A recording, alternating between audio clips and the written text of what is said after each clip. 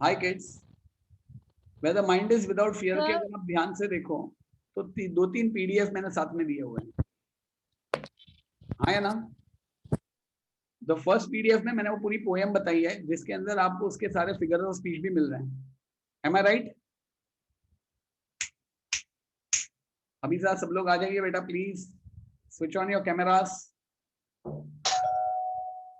Second part में मैंने इसका पूरा अपने स्टाइल में मीनिंग लिखवाया है और हरेक हरेक लाइन में कौन सी वैल्यू बताई हुई है वो वैल्यू लिखी हुई है, क्योंकि आज हरेक लाइन में एक वैल्यू है। बराबर? उसके बाद जो सेकंड पीडीएफ है उसमें मैंने आपको पूरी नोट्स भेज दी है, और उसके बाद जो थर्ड पीडीएफ है उसमें हमारे लास्ट टू लास्ट की जो टॉपर है उसकी बुक का पूरा मैंने आपको पीडीएफ भेजा है कि किस तरह उसने सारे आंसर्स लिखे थे और अप्रिसिएशन लिखे थे और टेक्स्ट बुक बैग सब सॉल्व किया था। बेटा आपको पता है, by the way please concentrate और फोकस, मुझे सब लोग काफी डल दिख रहे हैं। गायत्री, ध्रुवी ढोलकिया, कृतिका कोनार, उन लोग ने वीडियो ऑफ ऑन रखा हुआ है। हाँ बेटा, वीडियो ऑन कर दीजिए बेटा please. I think I am losing you people and I don't want that. Shreya, Tanisha, Ishwari, Chetanshi, Vishwa, Kashish, Sneha, Anaya, सिद्धि, हर्षली। नेहा कलायानी की नियति गिल है, वो बेटा मिस है। तो आपको ये जो पीडीएफ दी हुई है बेटा, ये पीडीएफ आपको खास गो थ्रू करके जानी है। In fact I would like to say बेटा, write it down what I am telling now, write it down whatever I am telling now. The very first is you have to read the poem from, आज जैसे हमारा 3 बजे session खत्म होगा, 3 से 4 आप rest ले रहे हो, तो 4 to 5 में you will read the poem, learn all meanings. Please write it down systematically, Hitvi. 4 to 5 read poems. 4 से 5 के टाइम में मैं आपको टाइम मैनेजमेंट करके दे रहा हूं, नहीं चाहिए आप लोग को। 3 to 4 ब्रेक, 4 to 5 में read the poem and learn all the meanings.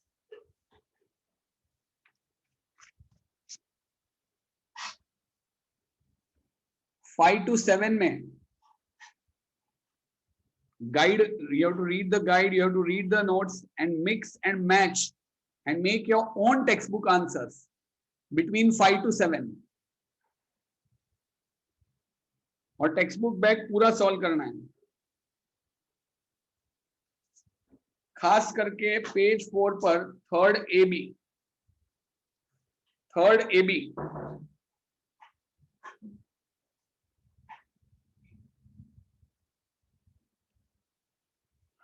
अभी कोई मुझे लिख के देगा वो मैं भेज दूंगा, क्योंकि कोई लोग रिपीट करने को बोल रहे हैं, अभी वापस कहाँ रिपीट करूंगा।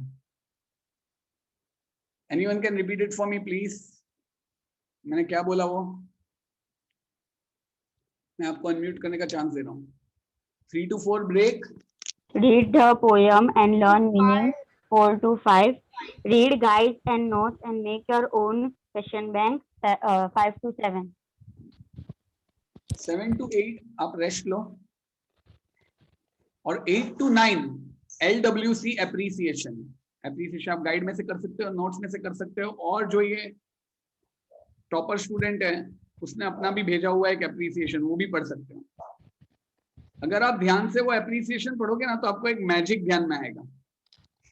मैजिक क्या है पता है? इस लड़की ने बड़ी ब्यूटीफुली एक कॉमन एप्रिसिएशन का स्टार्टिंग आपको दिया हुआ है, जो मैं अभी पढ़ने जा रहा हूं और आप लोग मेरे साथ पढ़ेंगे। एल्केमिस्ट चेंज लेड और any other metal into gold. Alchemist वो होते हैं बेटा, मैंने सब भेजा हुआ है, इसमें गाइड भी भेजी है, नोट्स भी भेजी है। एल्केमिस्ट चेंज लेड या कोई भी मेटल को गोल्ड में कन्वर्ट करते हैं। वैसे ही पोएट मेटामॉर्फोसिस, मेरे साथ बोलोगे तो ही मजा आएगा बेटा। पोएट्स मेटामॉर्फोसिस, जोर से बोलो। वेरी गुड प्रिया, मेटामॉर्फोसिस। मेटामॉर्फोसिस का मतलब क्या? आज चेंज को अगर हमें कंप्लीटली चेंज बोलना है तो उसको मेटामॉर्फोसिस बोलते हैं। इग्नियस और सेडिमेंट्री रॉक्स होते हैं। इग्नियस रॉक कैसे बनते हैं? जब लावा कूल होता है। सेडिमेंट्री रॉक्स कैसे बनते हैं? जब लेयर पे लेयर होता है। और इग्नियस और सेडिमेंट्री रॉक में टोटल चेंज होता है तो मेटामॉर्फोस बोलते हैं। तो इसको हम एज अ वर्ब यूज कर रहे हैं, मेटामॉर्फोसिस।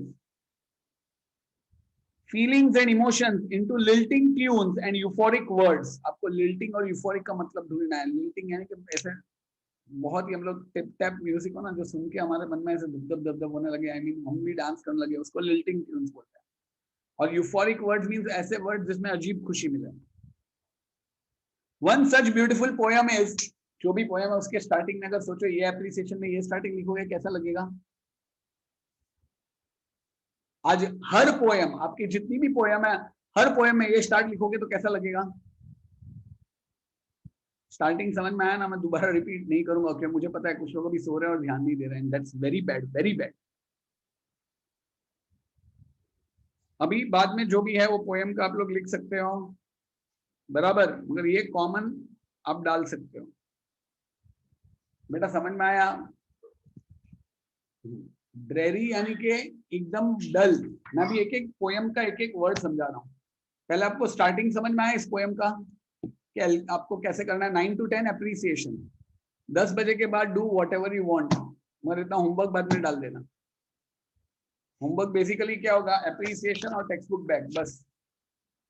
तीसरा और एक होमवर्क है जो बाद में के लिए पेंडिंग होगा कि फिगर ऑफ स्पीच लिखना है।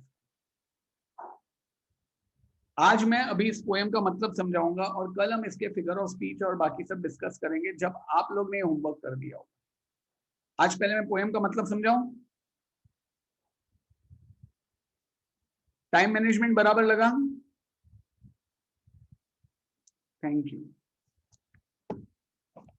ये पोयम लिखी गई है आजादी से पहले, मगर ये पोयम इतनी ब्यूटीफुली लिखी है कि बेटा ये आजादी के बाद भी आज भी हमारा सपना है कि काश हमारा इंडिया ऐसा हो। पेज, ये पोयम की एक खास बात पेज 26 पर है। पेज 26 निकालिए अपनी टेक्स्ट बुक का।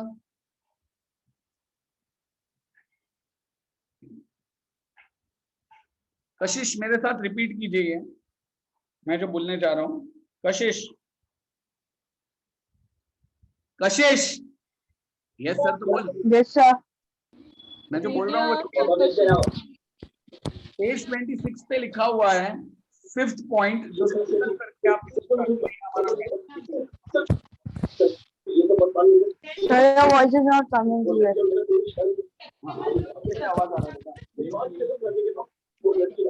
देखो इस तरह हम फैंटम का फोटो ड्रॉ करते हैं। ये है हमारे मिस्टर फैंटम। हाई करो इनको। जब भी कोई इंपॉर्टेंट चीज होती है ना, हम इनका फोटो लेते हैं। आज Where the mind is without fear ये पोयम और आगे all the world the stage ये पोयम, दोनों में कोई राइम स्कीम नहीं है। पोयम जनरली क्या होती है? जो राइम करती है। हाँ है ना? गायत्री पोयम क्या होती है? जो राइम करती है। गायत्री ध्यान नहीं देगी। पोयम क्या होती है? जो राइम करती है। ट्विंकल ट्विंकल लिटिल स्टार मुझको पढ़ना लगे बेकार, तो स्टार और बेकार ये राइम करता है ना? बराबर। ब्यूटी रखो आप लोगों ने। प्लीज टाइप करते जाइए यस यस, क्योंकि मैं अभी बहुत डल फील कर रहा हूँ क्योंकि पीपल आर नॉट कोऑपरेटिंग। तो आज जनरली पोयम क्या होती है? जो राइम करती है, मगर ये जो दो पोयम आपके सिलेबस में वो राइम नहीं कर रही है। All the world the stage और where the mind is without fear. यहाँ पे टैगोर की जो पोयम है उसमें तो ना धुन है, धुन न स्टेडी रिदम है, न बीट है, न मीटर है, इसलिए इसको हम फ्री वर्स बोलते हैं। क्या बोलते हैं? Free verse. FREEVERSE। टैगोर की पोयम फ्री फ्री फ्री, मुफ्त मुफ्त मुफ्त, फ्री वर्स। क्यों? बिकॉज इसमें न राइमिंग वर्ड्स है, न स्टेडी रिदम है, न मीटर है। मीटर यानी कि 2-3 लाइन के बाद कुछ ना कुछ होता है सेम टू सेम। अगर राइमिंग वर्ड नहीं हुए तो कम से कम मीटर या धुन रहती है। ना ना ना ना ना ना ना ना ना रा रा रा। तो इसको मीटर या तो इसको steady rhythm of 5 beats in each इस तरह होता है, मगर टैगोर की पोएम में इनमें से कुछ नहीं, न धुन, न राइमिंग वर्ड्स, न कुछ। बराबर, हाँ या ना? तो टैगोर की ऐसी पोएम को हम लोग क्या बोलते हैं, फ्री वर्स या ब्लैंक वर्स?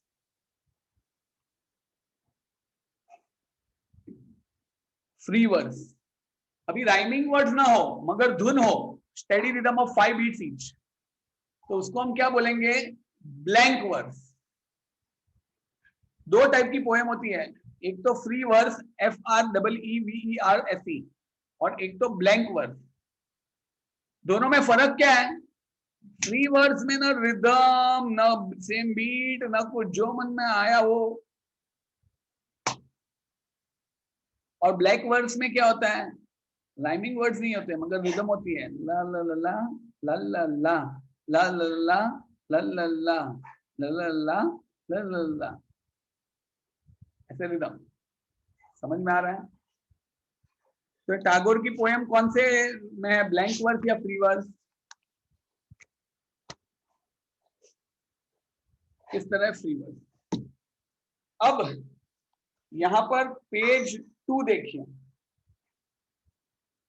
बेटा, वर्स यानी कि WRSE नहीं, वर्स का मतलब बकवास होता है, VRSE वर्स। अब यहाँ पे पेज 2 देखिए, 1 टिक। टिक का मतलब आपको टेक्स्ट बुक में ही सॉल्व करना है। 2 सर्कल, सर्कल का मतलब आपको अपनी नोटबुक में लिखना है। तो 1 टिक क्यों? क्योंकि इसको आप मैथ द कॉलम कर सकते हो अभी का भी। ह्यूमनिज्म तो कौन सा,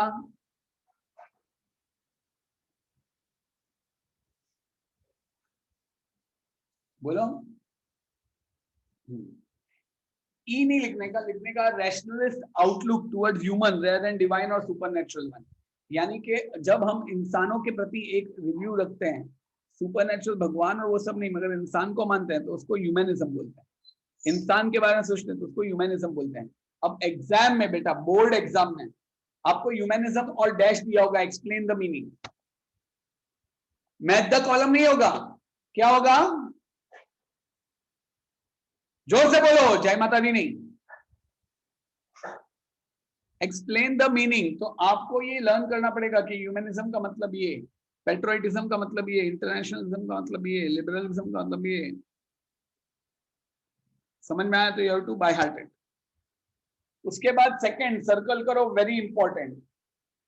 आपको ये जो इंग्लिश की पोएम्स है उनके अलग अलग तरीके हैं। सोनेट, तो सोनेट क्या होती है? A poem of 14 lines. Epic, a long story poem often mythical. Limerick, 5-line short poem with funny rhyme scheme, AABBA। तो ये भी आपको बाय हार्ट करना पड़ेगा। ये भी क्या करना पड़ेगा?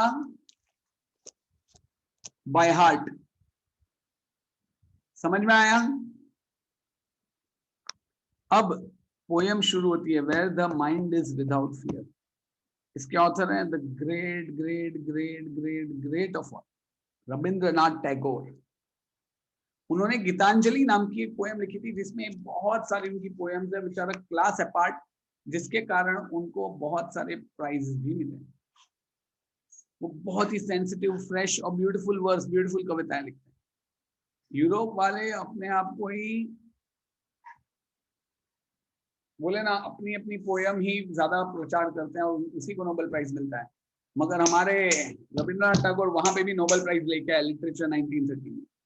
ये पोएम है ना बेटा, सब लोग पढ़ते हैं और डिस्कस करते हैं कि अगर कोई मुझे पूछे कि भाई हमारा भारत देश कैसा हो, तो मैं बोलूं ये सपने जैसा हो। क्या सपना है यार, if you all love India ना, तो ये सपना आपका भी होगा। सुपर्ब सपना है ये। यहाँ पे उन्होंने बोला है कि जब मेरा देश जागेगा, तो मैं चाहता हूँ ऐसी जगह जागे। देश जागेगा यानी कि सर देश अभी सो रहा है हमारी तरह, जैसे रिया सो गई, कीर्तिका सो गई, कशिश सो गई, वैसे देश क्या सो रहा है अभी? हाँ, why is he saying that the देश was sleeping? जिया आचार्य, सिद्धिका, चेतांशी, झील, विश्वा सब सो गए, है ना? जिया आचार्य तो श्योरली सो गई। हमारा देश सोया हुआ है, उसका मतलब क्या?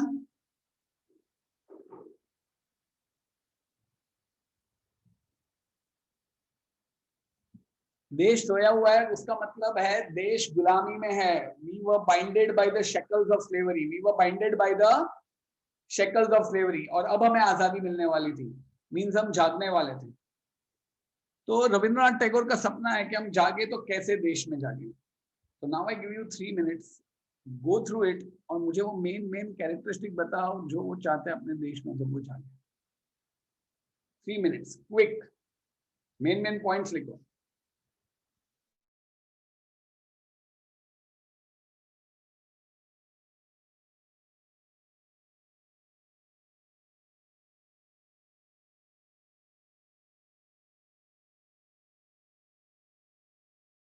पोएम पढ़ो, और वो पोएम पढ़ के हर एक लाइन की फिगर ऑफ स्पीच ढूंढो, और उस लाइन में उन्होंने क्या बताया वो बोलो मुझे, कि कौन से प्रकार के देश वो चाहते हैं अपने लिए। जैसे मैं पहली लाइन बोलूंगा, the mind is without fear and the head is held high, means the writer wants कि आज हमारा देश एक ऐसे, जब आजादी पाए तब ऐसा हो कि there is no caste system, no one exploits the people, everyone can live with self respect, so their head is held high, बराबर, and the mind is without fear कि मैं ये करूंगा तो वो हो जाएगा, ये करूं तो वो हो जाएगा। समझ में आ रहा है? हाँ या ना? So here he means fearlessness and self respect. Fearlessness और सेल्फ रिस्पेक्ट, वैसे ही हर एक का क्या मतलब है 5 मिनट देता हूं, ढूंढ के निकालो और अपने तरफ से फिगर ऑफ स्पीच और वो सब लिखो। सारे मीनिंग जो नहीं आते वो सर्कल करो।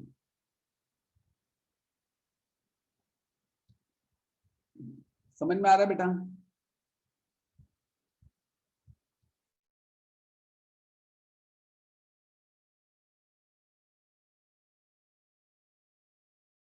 एक साथ एक बुक में लिखो, बुक और पेन में, क्विकली।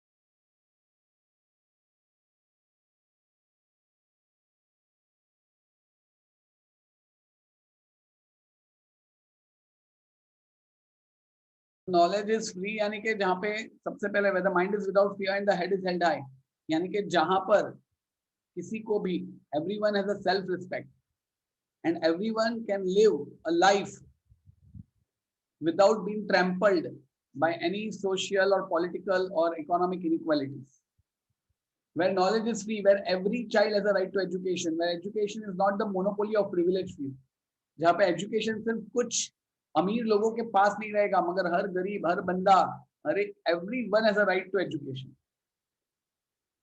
थर्ड लाइन तो और भी ब्यूटीफुल है, where the world has not been broken up into fragments. Fragments means small parts by narrow domestic walls. Narrow domestic walls का मतलब नीचे दिया है, और SRB के यूनिट टेस्ट में पूछा गया था what do you mean by narrow domestic walls? तो कई बच्चों ने लिखा था the walls of the house which are very narrow. Is it right? The domestic walls which are narrow are narrow domestic walls. अभी आवाज आ रहा है स्मिता जी? बेटा मेरा आवाज आ रहा है? मेरा आवाज आ रहा है? नैरो डोमेस्टिक वॉल्स का मतलब division on the basis of religion, caste, class and color in society and between countries of the world. Very important. नीचे जो मीनिंग दिया ना वो, जहाँ पे लोग हिंदू मुस्लिम इसमें डिवाइडेड ना हो। एक्चुअली बेटा रिलीजन है ना, इट इज, आज आप देखो सभी धर्म में स्क्रीन प्ले सेम है, कास्टिंग अलग है। एक भगवान होते हैं जो चमत्कार करते हैं, उनके बर्थडे के दिन उपवास होते हैं और रात को मस्त मस्त खाने का होता है। सेम टू सेम होता है। हिंदुइज्म में देखो स्वर्ग नरक है, इस्लाम में देखो जन्नत और जन्नम है, क्रिश्चियनिटी में देखो हेवन और हेल है। हम लोग पागलों की तरह इधर एक दूसरे का कटिंग कर रहे होते हैं, उधर मस्त तीनों भगवान साथ में मिलके कटिंग पी रहे होते हैं। ऊपर वो लोग कटिंग पीते, इधर हम लोग एक दूसरे का कटिंग करते हैं। वो बोलते हैं क्या पागल है रे।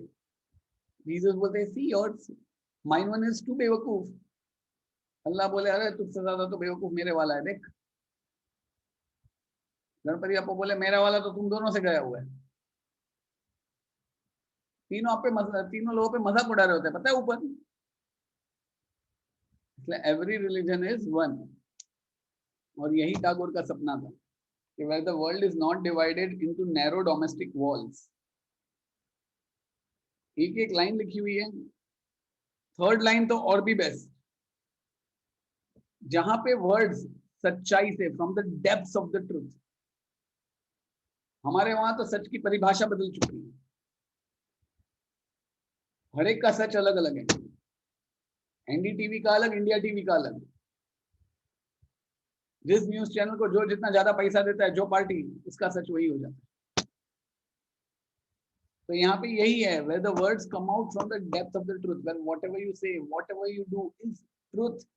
Satyam Shivam Sundaram। Truth is God and God is beautiful. Thus, God is the most beautiful reality of the world. Sorry, truth is the most beautiful power of the world. Truth is God. God is beautiful. Truth is the most beautiful power, most revered power all over the world. Fourth, उन्होंने आप लोग के लिए सपना देखा। Well, tireless striving stretches its arms towards perfection. Tireless means continuous, without stopping. Striving means working hard. Stretches its arm means to move, to constantly try towards perfection. Good, better, best. Never let it rest until your good becomes better and better becomes blessed and best. जहां पे बंदा excellence हासिल करने की कोशिश करता है, वही तो अपने एसएमटी का रूल है। I love my school, I respect my teachers, excellence is my aim. I am an SMTN, Kashish is my name, या Isha Parmar is my name, या काव्या is my name। हाँ है ना। जहाँ पे लोग ट्राई करते हैं, जैसे आप लोग आज ट्राई करोगे कि ये पूरी poem one of the best form में लिख पाऊं, जब तक आपके आंसर ऐसे ना हो जिसमें आपको फुल मार्क्स मिले। जहाँ पे tireless striving means you continuously work hard to stretch its arm. ये आर्म कौन स्ट्रेच कर रहा है? अपने हाथ कौन स्ट्रेच कर रहा है? रविंद्रनाथ टैगोर। हार्डवर्क स्ट्रेच कर रहा है, कहां तक? परफेक्शन तक। आज शुभम है ना, वो 2 मिनट के लिए भी वो क्या करेगा, आज इंग्लिश का चैप्टर करवाया ना, तो पूरी टेक्स्ट बुक 3 बार पढ़ेगा, हर एक लाइन के फिगर ऑफ स्पीच मार्क करेगा और वो सारे फिगर ऑफ स्पीच एक्सप्लेन करके सिस्टमेटिकली लिखेगा। हर एक आंसर पूरा रट्टो मार के जाएगा और गाइड और नोट्स का मिला के खुद का बना के लिखेगा। ऐसा है शुभम। और रात को जब तक शुभम का होमवर्क कंप्लीट नहीं होता ना, वो सोता नहीं है, बुक अब टीवी भी नहीं देखता है और मोबाइल भी नहीं। तो शुभम क्या हुआ? Tireless striving stretches it's arms towards perfection. ऊपर है where the world has not been broken up into fragments. Fragment means small units. Fragments means small units. यानी कि जहाँ पे जो दुनिया है वो छोटे टुकड़ों में बट नहीं गई हो। फ्रेगमेंट्स यानी कि टुकड़े। बाय नैरो डोमेस्टिक वॉल्स, ये धर्म जाति पाति के नाम पर। जहां पे शब्द दिल से निकले, जहां पे लोग सच बोले और सच के सिवा कुछ ना बोले, यहाँ पे सच के सिवा ही सब कुछ बोले। जहां पे लोग कॉन्स्टेंटली वर्क करें परफेक्शन पे हासिल करने के लिए, एक्सीलेंस के लिए। बेटा समझ में आया इतना? Where the mind is without fear and head is held high, कौन सी फिगर ऑफ स्पीच? एक काम करो, मैंने आपको है ना जो पीडीएफ भेजा है ना, उसमें सारी फिगर ऑफ स्पीच भी दी है, आप लिख के उसका एक्सप्लेनेशन मुझे कल बताना। अभी तो तुम लोग सबके चेहरे पे ऐसा है कि सर कब खत्म कर रहे हो। 10 मिनट और चलेगा ना? तो पहली लाइन पता चली, where the mind is without fear and head is held high, where knowledge is free पता चला, where world is not broken into fragments by narrow domestic wall पता चला, where words come out from the depth of the truth, जहां पे लोग सच बोले। आज आपको लगता है हमारे इंडिया में words come out from the depth of the truth? Where tireless striving stretches its arm towards perfection, तुम लोग करोगे ना? जैसे यहाँ पे कई बच्चे हैं जिनको देख के मुझे अच्छा लगता है। क्यों? आज इतना टाइम हो चुका है, कई लोग ऐसे हैं, मगर वो लड़कियां आज भी ऐसी। हाँ बोलो ना sir, we will, sir we will, sir we will. कसम से आप लोग के लिए दिल से ना 90+ की दुआएं निकल रही बेटा। बहुत खुश होने वाले हो तुम लोग लाइफ में, बहुत बहुत खुश होने वाले हो। Keep my words. जो परेशान कर रहे हैं ना, वो परेशान भी होने वाले, और जो ईमानदारी से ध्यान दे रहा है ना, वो देखना फ्यूचर में तुम लोग बोलोगे हाँ, head is held high means आप गर्व के साथ आगे बढ़ रहे हो। हाँ या ना? नेक्स्ट लाइन सुपर्ब है, जो इंडियंस को ही सूट होती है। Where clear stream of reason has not lost its way in dreary desert sand of dead habit. मस्त line. Clear stream of reason यानी कि लॉजिक। आज नदी होती है, नदी नदी बहती रहती है, मगर अगर नदी डेजर्ट में आ गई तो वो खो जाती है। तो हमारे वहां राइटर बोल रहे हैं कि जो लॉजिक की नदी है, बराबर, जो परफेक्शन की तरफ, जो लॉजिक की तरफ नदी है, जो आगे बढ़ रही है, तो आगे बुरी आदतों के रेगिस्तान में वो खो ना जाए, बुरी आदतों के रेगिस्तान में खो ना जाए। यानी कि आज हमारे वहां इंडिया में लॉजिक खो गया और इंडिया को सेकेंड वेव का सामना करना पड़ा। आपको पता है सर वो कैसे हुआ? वेल, इंडिया ने फर्स्ट वेव को कंट्रोल कर दिया, पूरा वर्ल्ड अमेज था। पता है कि इंडिया आगे कैसे बढ़ गया? इनफैक्ट ऐसा अंदेशा आ जाने लगा था कि शायद अभी जो इंडिया ने कंटिन्यूस किया है, तो इंडिया की इकोनॉमी शायद सुपर पावर इकोनॉमी बन गई। चाइना, पाकिस्तान, सबको जेलसी होने लगी। हम लोग ने सोशल डिस्टेंसिंग, मास्क, उन सबसे अप्रोक्सीमेटली कोरोना को हरा दिया था। मगर फिर क्या हो गया? हम ओवर कॉन्फिडेंट हो गए, हमें लॉजिक होने लगा कि भाई हम इम्यून हैं, हमें कुछ नहीं हो सकता है। और अलग अलग रिलीजियस फेस्टिवल्स हर धर्म में, एक धर्म में नहीं, हर धर्म में अलग अलग रिलीजियस फेस्टिवल्स ऑब्जर्व हुए, लोग मिले, पॉलिटिकल रैलियां हुई जहां पे हजारों लाखों की तादाद में लोग मिले, और जब वो डिस्पर्स हुए तब जहां जहां गए वहां वहां पे ये कोरोना लेके, और आज पूरा वर्ल्ड इंडिया पे हंस, इंडिया पे, अरे इंडिया, अरे वेस्ट।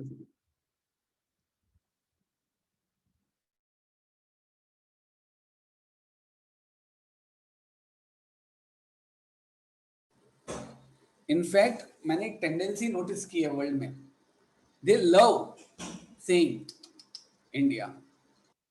ये अंग्रेज भले कितना भी बोले, मगर हमें आगे बढ़ता देख के किसी को खुशी नहीं होती है। और हम लोग जब आगे बढ़ने लगते हैं, तब जब बहुत चने के झाड़ पे सब कोई चढ़ा देता है, हम लोग खुद ही खुद के पैर पे कुल्हाड़ी मार देते। तो इन्होंने देखो इतने सालों पहले ये देख लिया था कि लॉजिक, अरे हम लोग को क्या लॉजिक है भाई। आई हैव सीन कुछ प्रवचनदाता होते हैं, जीवन क्या है बेटा, कोई बीमार बंदा आता है, उसको टच करता है, वो ठीक हो जाता है, हाँ नाचने लगता है, नाचने लगता है, हे गॉड हालेलुया। क्या है यार, थोड़ी बातें मेरे दिमाग के बाहर हैं। What is all this thing? तो राइटर वही बोल रहा है कि भाई clear stream of reason. Yes, you know what the true religion is? Your work. If you are doing your work sincerely, if you are just giving and giving and giving without thinking of receiving, then that's the biggest worship of God.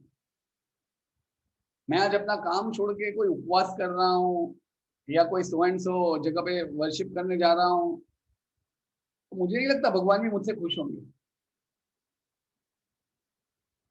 ठीक है, simple बात है। If you love someone, if you respect someone, आपकी mummy आपको प्यार करते हैं बराबर, आपकी मम्मी आपको रिस्पेक्ट करते हैं बराबर, तो बताने के लिए आप सोचो, आप रात सुबह को 5 बजे आप सो रहे हो और मम्मी उठा के, वाह मेरा शुभम, वाह उसकी आंखें, वाह उसके नाक, तू ही सब कुछ मेरा, तू ही सब कुछ। ठीक है, 2 घंटे बाद वापस, वाह मेरा शुभम, वाह मेरा लाल, तू ही सब कुछ, तू ही सब कुछ।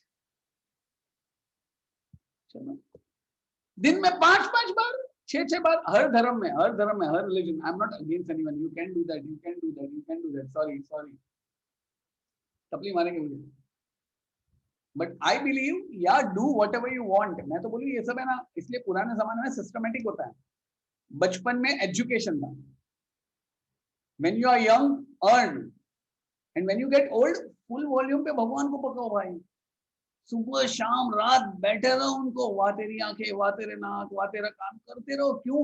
क्योंकि अगर ये बंदा रिटायर होके घर पे बैठा तो अपने बहू बेटे की जिंदगी बर्बाद कर देगा पंचायत कर करके।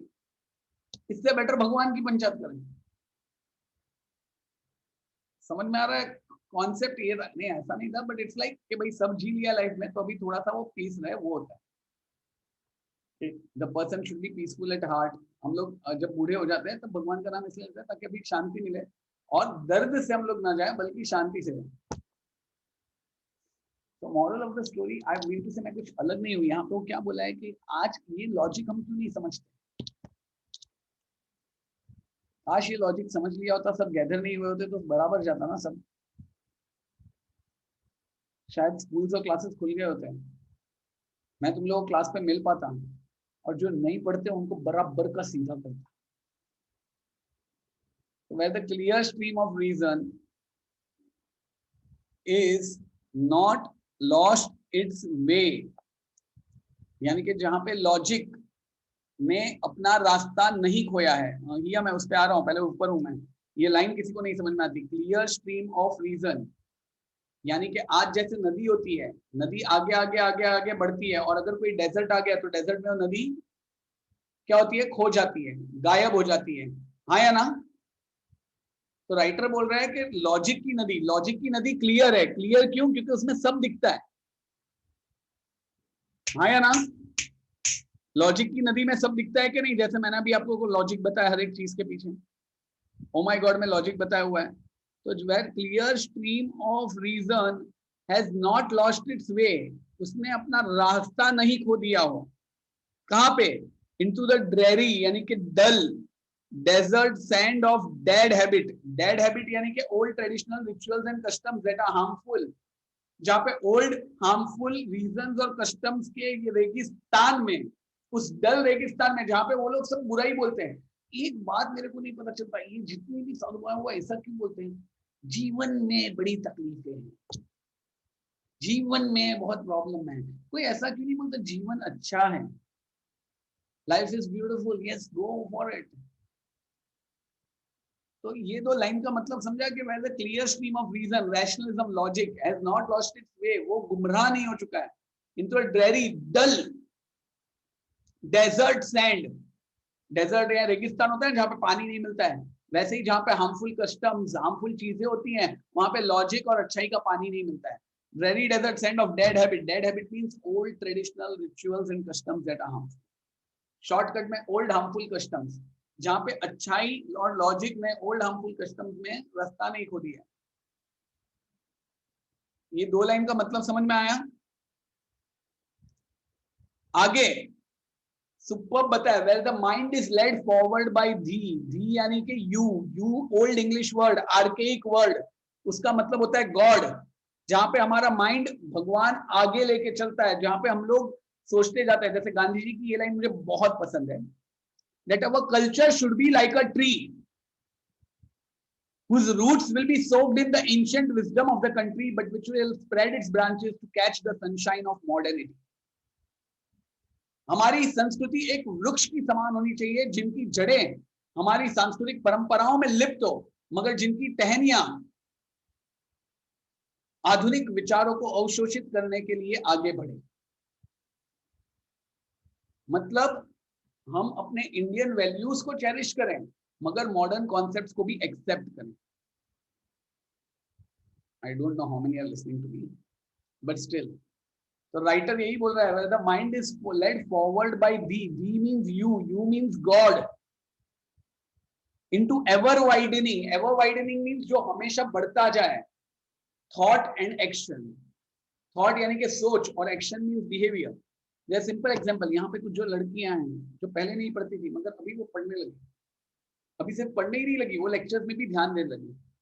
लेक्चर्स में ध्यान ही नहीं देने लगी मगर चैलेंजेस करने लगी। चैलेंजेस ही नहीं करने लगी मगर जो सर ने बोला है उसके अलावा एक्स्ट्रा करने लगी। उतना ही एक्स्ट्रा ही नहीं करने लगी बल्कि हर टेस्ट में फर्स्ट आने लगी। हर टेस्ट में फर्स्ट ही नहीं आने लगी मगर आगे वो लोग स्कूल में भी फर्स्ट आए। स्कूल में ही फर्स्ट नहीं आए मगर उनको अपनी ड्रीम कॉलेज में एडमिशन मिला। ड्रीम कॉलेज में एडमिशन ही सिर्फ नहीं मिला मगर और मेहनत करके और मेहनत करके और मेहनत करके उन लोग ने एक अच्छा कैरियर बना लिया। सिर्फ अच्छा एक कैरियर नहीं बनाया और आगे बढ़ के वो खुद अपने पैसों से पूरा वर्ल्ड घूमने लगी। आमीन, दुआ कबूल हो। तो एवर वाइडनिंग थॉट, जहां पे हमारी सोच बढ़ती जाए, जहां पे हम लोग आगे बढ़े, जहां पे हम लोग अच्छी चीजों में ध्यान दें, तो ever widening thought and action into that heaven of freedom. Yes, आजादी के उस स्वर्ग में, my father that is God, let my country awake. Superb line है। आज मेरा देश सो रहा है। क्यों सर? क्योंकि मिथुन सर का लेक्चर चल रहा है? नहीं, देश सो रहा है क्योंकि हम गुलाम हैं, और देश जागेगा क्योंकि वो गुलामी से बाहर आएगा। समझ में आ रहा है बेटा? मैंने इन सबका सिंपल वर्ड्स में मीनिंग दिया है। मैं चाहता हूं कि आप लोग ये सब जो मैंने भेजा है वो सब पढ़ें, meanings, comprehension, figure of speech लिखें। फर्स्ट सेकंड पेज नंबर 2 पर सेकंड और फर्स्ट इंपॉर्टेंट है, पेज नंबर 3 पे मीनिंग्स इंपॉर्टेंट है, पेज नंबर 4 पर सेकंड इंपॉर्टेंट है, 3.A 3.B। Text book back सब करना है। Find the example of metaphor, appreciation, बराबर। होमवर्क मैंने बता दिया आपको क्या करना है। Thanks for paying attention, hope so you liked it. इस वीक के मॉनिटर सेम ही है। कल हम लोग जब शुरू करेंगे तब मैं चाहूंगा मैं इसके क्वेश्चंस पूछूं तो आपको आए। कल मैं ये और थीव स्टोरी करवाने का प्लान कर रहा हूँ। कल बुक और पेन लेके बैठिएगा, बराबर। हाँ, होमवर्क मैंने बोला, कोई बोलेगा मेरे लिए homework please? Anyone can tell the homework on my behalf, please? I will appreciate that. Read textbook carefully, write and learn meanings. और time table wise time wise पे बता सकता है? 4 to 5 read poem and learn meanings. 5 to 7 read the guide and solve textbook, especially third A and B. 8 to 9 LWC appreciation. Yes, और बीच में एक break है और फिर बाद में जो करना है वो करो, बराबर। थैंक्स अ लॉट रिया। रिया भी और एक काम कर,